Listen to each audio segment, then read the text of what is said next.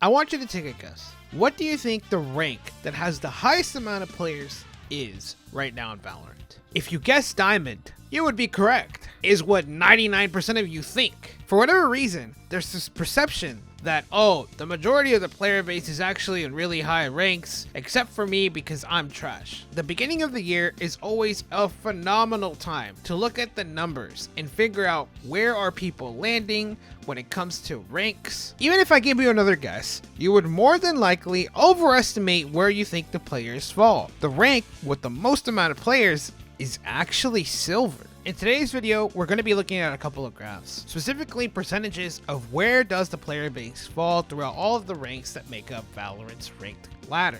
Before I dive into some of these percentages, I want to give a quick shout out to Esports Tales, who not only gathers these percentages, but also puts together some of the graphs that I'll be showing throughout this video. I already gave you the number one category, which is Silver. If we look at the top 3 ranks, when it comes to just pure distribution based off the percentage, you have Silver 1 as the highest percentage of players within that rank, followed by Bronze 2, and then Silver 3. Now, I've actually done this video before. I did this video exactly a year ago, and these 3 categories were also the top 3 categories at the time. Does this mean that there was no movement? For whatever reason, players throughout the year have just not gotten better. Not necessarily. At the beginning of last year, we had a total of 14 million players globally. This year, that number has gone up by 3 million. So we are now sitting at 17 million players globally. It's good to see the player base growing. And this growth also represents why this graph may not look as typical as a lot of players would expect, especially for the players like myself that have been here from the very beginning. Whether it was in beta or the very first season of Valorant, you would expect that over time, players would adapt to what Valorant ultimately is, a tactical shooter, and thus ranks would continue to grow. Over time, the distribution of ranks would lean more towards being in gold, plat, or diamond. But anybody will tell you that this doesn't end up being the case, in large part because the number of newer players that are introduced to a game offsets that growth. There are players that are breaching into plat and diamond over the last year. It's just not enough to offset the amount of players that are being introduced to the game.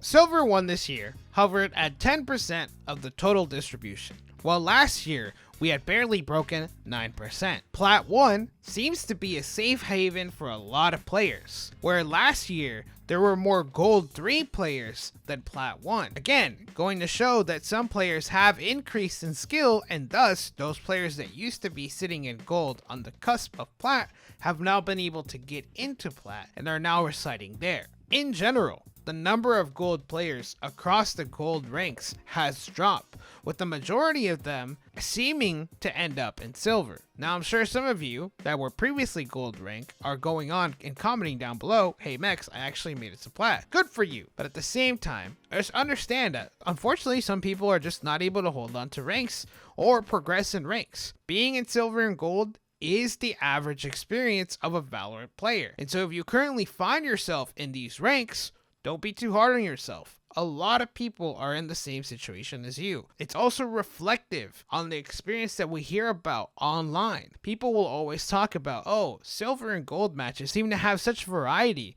when it comes to the type of players that you will find in those ranks. And that's expected. You have a large player base in these ranks. You're never going to have a game that is similar from one match to the other, period, across the game. But especially in these ranks, the variabilities just increase even more. Bronze continues to grow in percentage. Silver currently holds 25.2% of the entire player base. Gold sitting at 18%. Then we find ourselves in Iron at 11.5%. Plat following after with 10.8%. Diamond at 6.8%. The one area that has arguably had very little change in the rank distribution is actually the top percentage of players, which again counters the typical discourse you will hear about online that high ranks are easy to obtain, that they're practically being given out, and that pretty much everybody and their mom resides in higher ranks. At Ascendant, we're sitting at a 2.4%, the Immortal being a 0.32%, And obviously for Radiant, you have your 0.02% of players. As you know, Radiant is limited in the number of players that can even hold onto this rank. When looking at the numbers, there are a couple of questions that come up. Are people really hard stuck? This is a question that oftentimes will come up whenever you're having a conversation online. This notion that, oh, I'm hard stuck in this rank. I've been here for a couple of days, maybe weeks, possibly even months. How similar is this experience for other people? And like I described earlier, there are definitely ranks that seem to have more percentage than the rank before it. For example, last year, gold players were still outnumbering plat players. However, when we look at the data for this year, there is a greater number of Plat 1 players than there are Gold 3. What does this signify? To me, this seems to be like one of the first spots in the higher ranks where people are actually finding themselves to be hard stuck. The fact that there are less Gold 3 players than Plat 1s, to me, symbolizes that people are making it into Plat, but there's a drop off when we look at the percentage between Plat 1 and Plat 2. This drop off also, I would assume, reflects that people are having a hard time getting into Plat 2. And so while they may not be falling back into Gold 3, they're seeing very little progress forward, which could be an area where people do find themselves to be hard stuck. Silver 1, being the most populated rank in Valorant, also shows that while some people may be able to get out of bronze, not everybody is able to advance past those initial levels of silver.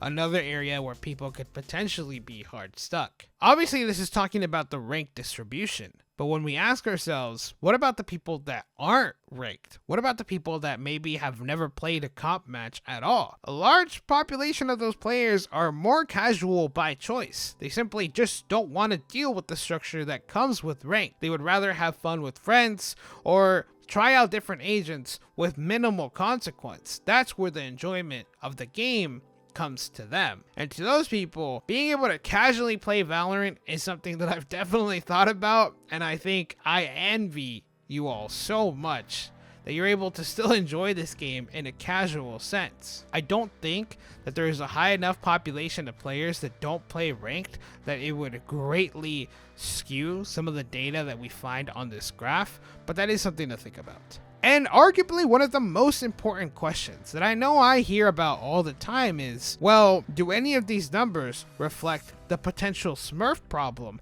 that we see in Valorant? I would like to tell you that the numbers say there probably isn't a Smurf problem in Valorant, but you and I both know that that's not necessarily the case. There are definitely a fair share of people that have a Smurf account or have a secondary account that they use to play in lower ranks, whether it be with friends, to queue up in squads, because once you get to that higher point of ranks, you're no longer able to queue as a team. I am pretty sure it's still Ascendant and above that you can only duo queue in. So with that in mind, if you ever want to play a ranked match and you find yourselves in one of those ranks, odds are you're going to want to have a secondary account to play in the lower rank. What I will say though is over time, Valorant's ranked system has definitely improved. If you've ever played a match after being unrated or having stepped away from the game, and you find yourself in a lower rank because you were playing with friends, or again, you haven't been playing the game for long enough, as soon as you start falling back into motion, you know, your mind starts catching up, your mechanical skill starts to come back, your aim is coming back, you're in the flow state, you'll notice that some of your wins will continue to allocate you significantly more RP than you would have gotten previously. This balancing act that Riot does, noticing that, hey, you're doing a little too good in these matches, let's bump you up. I definitely feel like it's more common to see somebody skip ranks entirely because of how well they are performing. And so while you make it a Smurf occasionally from time to time, just know that it's actually better